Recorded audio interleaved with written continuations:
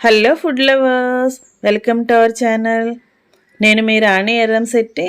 ఈరోజు కొబ్బరి పాలతో స్వీట్ చేసి చూపించబోతున్నానండి. కేక్ అండి, చాలా చాలా బాగుంటుంది. చాలా సింపుల్గా, టేస్టీగా, తక్కువ ఇంగ్రీడియంట్స్తోనే ఈజీగా మనం కుక్ చేసి మన ఫ్యామిలీకి సర్వ్ చేయొచ్చు. ఆ ప్రాసెస్ అంతా కూడా నేను మీకు చూపిస్తాను. వీడియోని మధ్య మధ్యలో స్కిప్ చేయకుండా ఫస్ట్ నుంచి లాస్ట్ వరకు చూడండి. అలాగే నా ఛానల్ని మీరు ఫస్ట్ టైం వాచ్ చేస్తున్న వారైతే రన్ అవుతున్న వీడియో కింద రెడ్ కలర్ ఆప్షన్ టచ్ చేసి నా ఛానల్ని సబ్స్క్రైబ్ చేసుకోండి. పక్కనే ఉన్న బెల్ ఐకాన్ని కూడా యాక్టివేట్ చేయండి. అప్పుడే నేను పెట్టబోయే రెసిపీస్ అన్నీ కూడా మీ ఫోన్కి నోటిఫికేషన్కి వస్తాయి. డైలీ ఓపెన్ చేసి చూడొచ్చు. అలాగే రెసిపీస్ అనేవి నచ్చితే మీరు కూడా కుక్ చేసి మీ ఫ్యామిలీకి సర్వ్ చేయొచ్చు. ఆ ప్రాసెస్ అంతా నేను మీకు చూపిస్తానండి. ఇంకా ప్రాసెస్లోకి వెళ్ళిపోదాం, కుకింగ్ ప్రాసెస్లోకి వెళ్ళిపోదాం. ఇలా ఒక మిక్సింగ్ బౌల్ తీసుకొని ఒక గిన్నెతో బియ్యం తీసుకోండి. ఏ కప్పుతో తీసుకుంటే ఆ కప్పుతో తీసుకోండి. క్వాంటిటీ అనేది మీ ఇష్టం. ఇలా తీసుకున్న బియ్యాన్ని మిక్సింగ్ బౌల్లో వేసుకొని వాటర్తో 2-3 సార్లు బాగా కడుక్కుందామండి. ఇలా బాగా కడుక్కున్న వాటర్ని తీసిన తర్వాత నేను మీకు చూపిస్తున్నాను. ఇలా వాటర్ని తీసేసుకున్నాం కదా, ఇప్పుడు ఈ బియ్యంలోకి పాలు పోసుకుందామండి. కాచి చల్లార్చిన పాలను పోసుకోండి. ఇలా ఒక అర గ్లాసు పాలను చూపిస్తున్నానండి. అర గ్లాసు పాలలో ఒక పావు గ్లాసు పాలు మాత్రమే నేను మీకు పోసి చూపిస్తున్నాను. మిగిలిన పాలను పక్కన పెట్టేసుకుందాం. ఇలా నానబెట్టిన బియ్యాన్ని ఒక అరగంట సేపు అలాగే మూత పెట్టుకుని పక్కన పెట్టేసుకుందాం. అరగంట తర్వాత నేను మీకు చూపిస్తున్నానండి. బియ్యం నానాయి కదా పాలతో. ఇలా నానబెట్టుకున్న బియ్యాన్ని, పాలతో నానబెట్టిన బియ్యాన్ని మిక్సీ జార్లోకి వేసుకుందాం.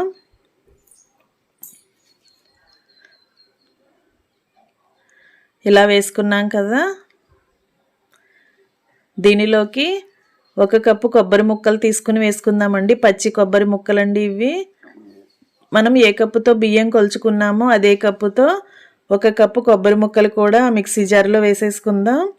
మరలా అదే కప్పుతో కొంచెం తక్కువగా పంచదార వేసుకోవాలి.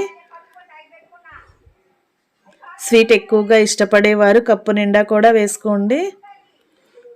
ఇలా వేసుకున్న తర్వాత అదే మిక్సీ జార్లో ఒక ఎగ్ని బీట్ చేసుకుని అలా వేసుకుందామండి. ఇలా వేసుకోవాలి. ఇప్పుడు కొంచెంగా సాల్ట్ వేసుకోవాలండి, చిటికెడు. నేను వీడియోలో చూపిస్తున్న విధంగా కొద్దిగా సాల్ట్ వేసుకుని మూత పెట్టుకుని దీనిని బాగా గ్రైండ్ చేసుకొద్దాం. కొబ్బరి ముక్కలు, బియ్యం కూడా బాగా నలిగే వరకు గ్రైండ్ చేసుకుందాం. వాటర్ అనేవి ఏమీ యూజ్ చేయకుండా అలాగే గ్రైండ్ చేయండి. ఇలా బాగా నలిగింది కదా, కొబ్బరి ముక్కలు, బియ్యము అలాగే షుగర్ కూడా బాగా కలిసిపోయిందండి. ఎగ్ కూడా కలిసిపోయింది కదా. ఇదంతా కూడా ఒక మిక్సింగ్ బౌల్లోకి తీసుకుందాం. ఇలా ఒక గిన్నెలోకి వేసుకున్నాం కదా.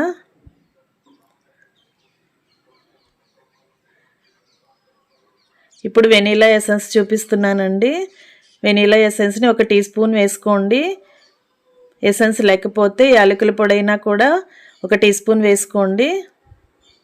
ఎగ్ స్మెల్ అనేది మనకి తెలియకుండా కేక్ టేస్ట్ అనేది చాలా చాలా బాగుంటుందండి ఇలా వేసుకుంటే. అదంతా కూడా మనం గ్రైండ్ చేసుకున్న పిండిలో కలిసే వరకు కూడా ఇలా గరిటెతో కలుపుకుందాం. ఇప్పుడు ఒక జల్లెడ తీసుకోండి.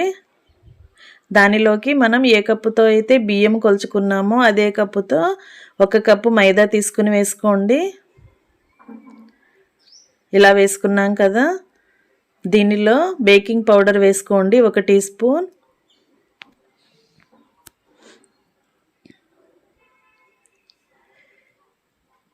ఒక అర టీ స్పూన్ వంట సోడా కూడా వేసుకోండి. ఇవన్నీ కూడా బాగా జల్లించుకుందాం. మనం గ్రైండ్ చేసుకున్న పిండిలోకి జల్లించుకుని వేసుకుందామండి.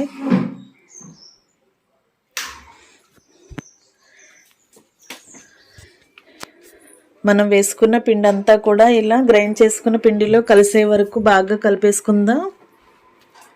ఇలా విస్కర్తో బాగా కలుపుకోవాలండి. మనం వేసిన మైదా అలాగే వంట సోడా, బేకింగ్ సోడా కూడా మనం గ్రైండ్ చేసుకున్న పిండిలోకి బాగా కలిసిపోవాలి.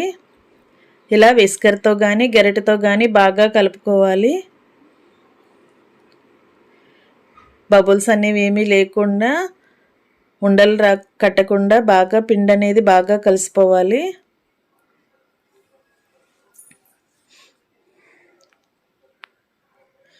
ఇలా నేను చూపిస్తున్న విధంగా కలుపుకోండి.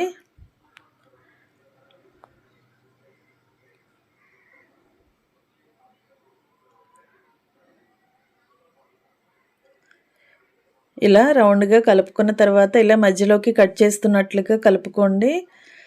తర్వాత మనం పాలను పక్కన పెట్టుకున్నాం కదా, ఆ పాలను మొత్తం కూడా అలా వేసేసుకుందామండి పిండిలో. అవి కూడా పిండిలో కలిసే వరకు కూడా బాగా ఇలా విస్కర్తో కలుపుకుందాం. పాలన్నీ కూడా పిండిలో కలిసిపోయిన తర్వాత దీనిని మూత పెట్టుకుని ఒక 10 నిమిషాలు పక్కన పెట్టుకుందాం. ఇప్పుడు మందంగా ఉన్న ఒక పాత్రను తీసుకుని దానిలోకి ఒక స్టాండ్ పెట్టుకోండి. స్టాండ్ ప్లేస్లో బాక్స్ మూత అయినా కానీ బౌల్ లాంటిది కానీ ఏదైనా గిన్నెని కూడా పెట్టుకోవచ్చండి. అలా పెట్టుకున్న తర్వాత దానిని మూతతో క్లోజ్ చేసుకుని దీనిని స్టవ్ వెలిగించుకొని ఫ్లేమ్ సిమ్లో పెట్టుకుని ఈ కుక్కర్ని ఫ్రీ హీట్ చేసుకుందామండి. కొంచెం సేపు వేడెక్కనిద్దాం. ఈ లోపుగా మనం కేక్ ఉడికించుకోవటానికి ఒక గిన్నెని తీసుకోండి. ఆ గిన్నె లోపల వైపున ఇలా ఆయిల్తో గ్రీస్ చేసుకోండి. ఇలా ఆయిల్ని అప్లై చేసుకున్న తర్వాత బటర్ పేపర్ని ఇలా వేసుకోండి.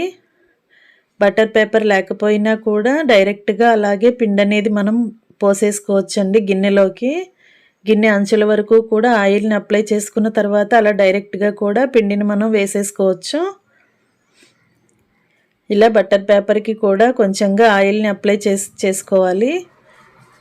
మనం కేక్ ఉడికిన తర్వాత ఓపెన్ చేసుకోవటానికి ఈజీ అవుతుందండి. ఇలా చేసుకుంటే గిన్నెకి అంటుకోకుండా ఈజీగా ఓపెన్ అయిపోతుంది.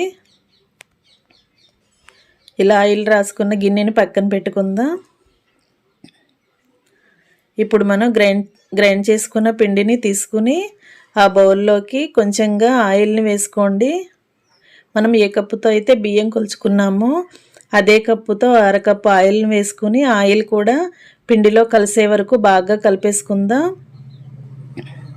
నేను చూపిస్తున్న విధంగా స్లోగా కలుపుకోండి, లేదంటే ఆయిల్ అంతా కూడా ఒలిగిపోతుందండి. ఇలా బాగా గ్రైండ్ చేసి కలుపుకోండి గరిటెతో. ఆయిల్ కూడా మొత్తం కలిసిపోయిన తర్వాత ఇలా మనం ఆయిల్ని అప్లై చేసుకున్న గిన్నెలోకి ఆ మిశ్రమాన్ని అంతా కూడా అలా వేసేసుకుందాం.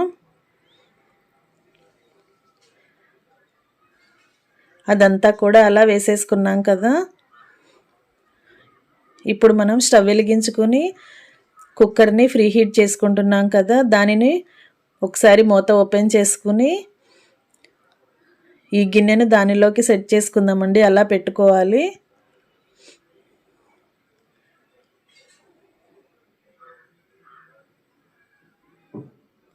గిన్నెను 2-3 సార్లు కిందకి కొడుతున్నట్లుగా ట్యాప్ చేస్తున్నట్లుగా కొట్టినట్లయితే పిండి అనేది లోపల ఈజీగా సర్దుకుంటుంది.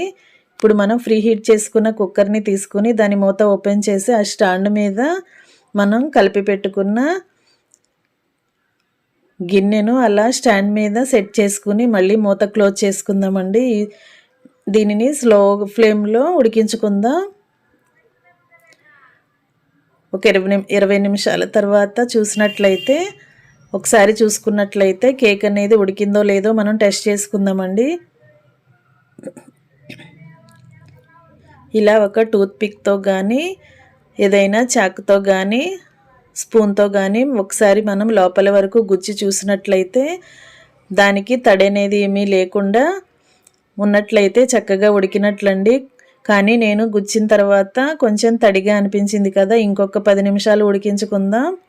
10 నిమిషాల తర్వాత చూసినట్లయితే టూత్ పిక్ అనేది పొడి పొడిలాడుతూ వచ్చింది కదా, తేమ అనేది ఏమీ లేకుండా నీట్గా వచ్చిందండి. అంటే కేక్ రెడీ అయిపోయినట్లే. ఇలా ఫోర్క్తో కానీ స్పూన్తో కానీ గుచ్చి చూడండి. ఇంకా గిన్నెను కుక్కర్లో నుంచి తీసుకుని పక్కన పెట్టేసుకుందాం. దీనిని బాగా చల్లారనిద్దాం. బాగా చల్లారిన తర్వాత ఇలా ఓపెన్ చేసుకుందాం. చల్లారిన తర్వాత మనం తీసుకున్నట్లయితే కేక్ అనేది ఈజీగా గిన్నెలో నుండి బయటకు వచ్చేస్తుంది.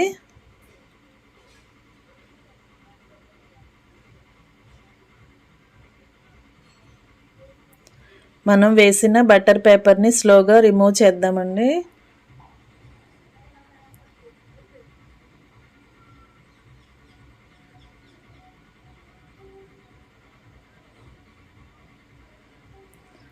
ఇలా పేపర్ని ఓపెన్ చేసిన తర్వాత దానిని ఒక సర్వింగ్ ప్లేట్లోకి తీసుకుందాం.